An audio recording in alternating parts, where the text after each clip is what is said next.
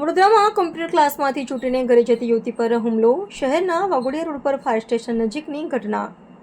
બનાવને પગલે દોડધામ. બે હુમલાખોર પૈકી એકે ઝેરી પ્રવાહી પીવડાવી ચપ્પુના ઘા માર્યાના આક્ષેપ.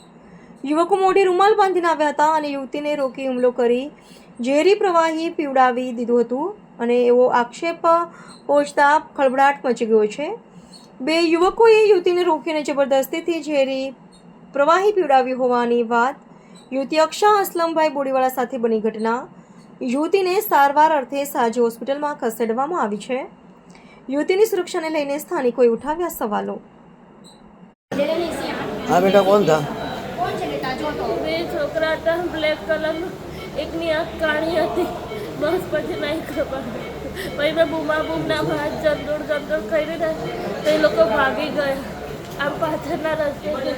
પછી મેં એની હાઈટ વાઈટ ખબર છે કેટલું શું છે શું નહીં ઓળખાય છે તું એને?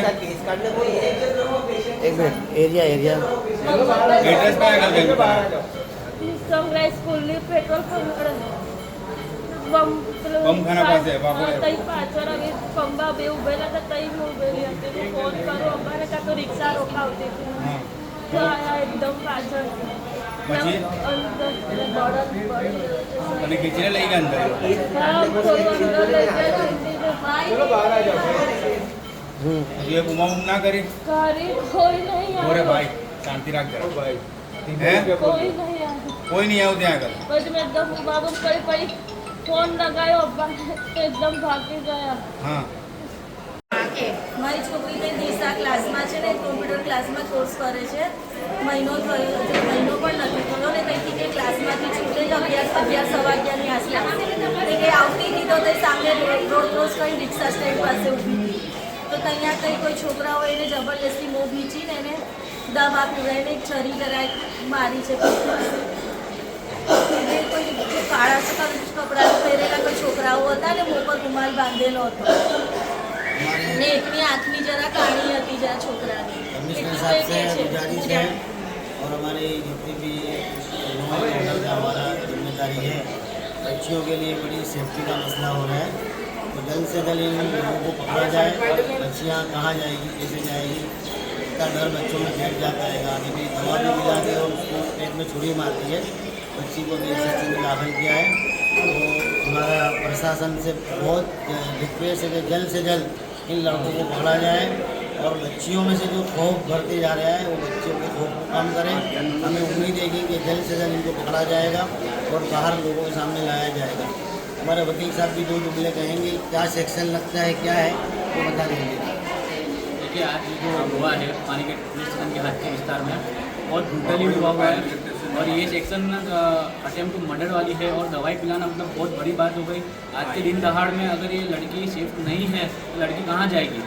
और दिन दहाड़े दवाई पिला के छोरी मारना इट्स अ वेरी ब्रूटल. तो हम लोग पुलिस अथॉरिटी से रिक्वेस्ट करते हैं और कमिश्नर सर से रिक्वेस्ट करते हैं कि जल्द से जल्द एक्टिविस्ट को अरेस्ट किया जाए और लीगली इस पर जो भी है उस पर अरेस्ट करके प्रोसेस किया जाए. બનાવ બન્યો છે ક્યાં ઘડી બનાવ બન્યો છે? આપણે સનરાઈઝ સ્કૂલ છે ત્યાં અમારા પાનીગેટની છોકરી હતી, ભણવા જાય છે કોમ્પ્યુટર ક્લાસ. એટલે ત્યાંથી મને આ મોહમ્મદભાઈ એમ્બ્યુલન્સ ચલાવે છે, અમારા વર્ષોથી એમનો ફોન આવ્યો કે આવી રીતે કિસ્સો બન્યો છે કે 2 માણસો આવીને છોકરીને ખૂણામાં લઈ ગયા, 2 આઈસર વચ્ચે, અને એને ગળું દબાઈને મોં ખોલીને દવા પીવડાવી દીધી.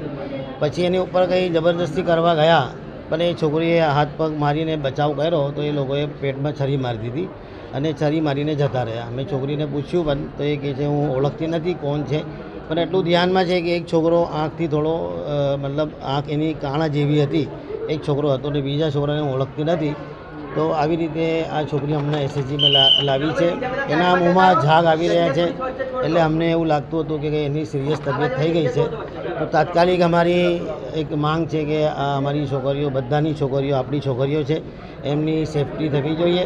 એટલે તાત્કાલિક ધોરણે આ કાર્યવાહી કરીને જે પણ આરોપી છે એમને તાત્કાલિક પકડીને જે કાયદેસર આર્ટિકલ અને સેક્શનના હિસાબે કાર્યવાહી થાય છે એ કાર્યવાહી કરવા માટે અમારા એડવોકેટ છે.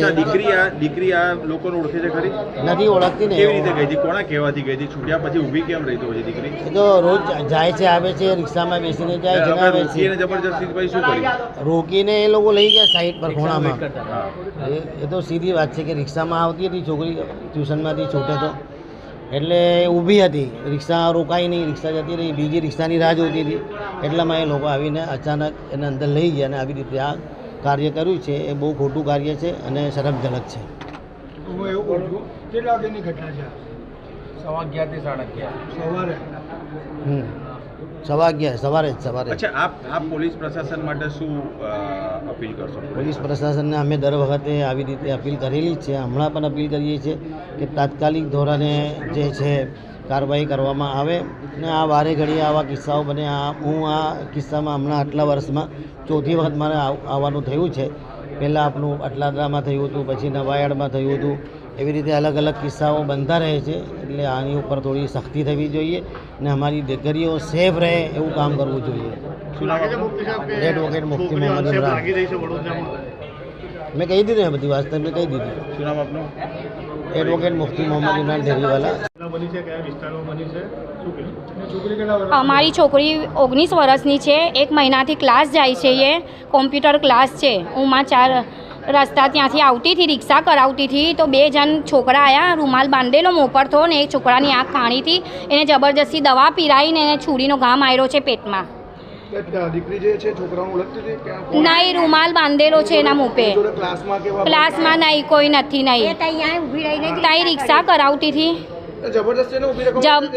એ રિક્ષાની વાર જોતી હતી, રિક્ષા કરાવતી હતી તો કોઈ 2 છોકરા આવ્યા, એને રૂમાલ બાંધેલો હતો મોપે ને એને ખેંચીને દવા પીરાઈ. આ દવા છે બી છે ને છુરીનો ઘા માર્યો છે પેટ પે. એ મહિનાથી જ જતી હતી, મહિનો થયો છે, 3 મહિનાનો કોર્સ છે. એ તો હવે અમને નહીં ખબર સાકા. નહીં, એવું કશું બી નથી. નહીં, કશું બી નથી એવું. નહીં, કોઈ દિવસ બી નહીં. સેફટી માટે એવું જ કહેવા માને છે કે કમિશનરને કહો કે અમારી છોકરી સેફ રહે ને એના જે આ એ કર્યું છે એને જલ્દ સે જલ્દ પકડે ને એની કાર્યવાહી કરે કે એ કોણ છે એને પકડે. આ છોકરી છોડીને કોઈ બી છોકરી સાથે બનાવ બની શકે છે આવો. એક માતા તરીકે તો તમે આ કહી રહ્યા છો. હા, એક માતા તરીકે તમે એ પણ માનો છો કે એવી રીતે વાતો હોય તો દીકરીએ મા જોડે શેર કરવી જોઈએ? બધી જ વાત શેર કરે છે છોકરી અમારી. અનુરોધ કરશો કે આવી રીતે કોઈ બનાવ બને? નહીં, એ તો અમને નહીં. એ કોણ હતું એ જ નહીં ખબર. ઓળખતી જ નથી. રૂમાલ બાંધેલો હતો મુપે. રૂમાલ બાંધેલો હતો પણ આવી કોઈ ઘટના બીજી છોકરી જોડે ના થાય. હા, એના માટે સરને કહો. હા, કોઈ બીજું કોઈ બી ગરીબનું હોય તો શું થાય? મારું નામ રૂબીના છે.